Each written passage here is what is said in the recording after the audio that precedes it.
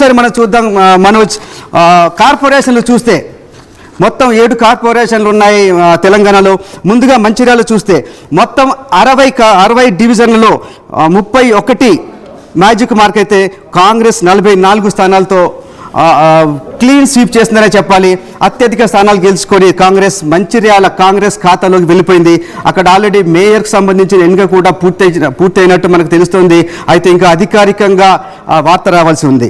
ఆ తర్వాత చూస్తే నిజామాబాద్ నిజానికి నిజామాబాద్ కాంగ్రెస్ ఈ రెండు కూడా అత్యధిక స్థానాలు బీజేపీ గెలుచుకుంది. అక్కడ నువ్వా నేనా అన్నట్టుగా ఉంది. చివరి నిమిషం ఎవరికి మేయర్ పీఠం దక్కుతుందనే ఉత్కంఠ నెలకొంది. అయితే నిజామాబాద్ సంబంధించి కొంత క్లారిటీ వచ్చేసింది. అక్కడ కాంగ్రెస్ ఎంఐఎం కలిసి అక్కడ మేయర్ పీఠాన్ని దక్కించుకునే అవకాశం కనిపిస్తుంది. ఎందుకంటే అక్కడ మొత్తం 60 స్థానాలు 60 డివిజన్లు ఉంటే 31 మ్యాజిక్ మార్క్.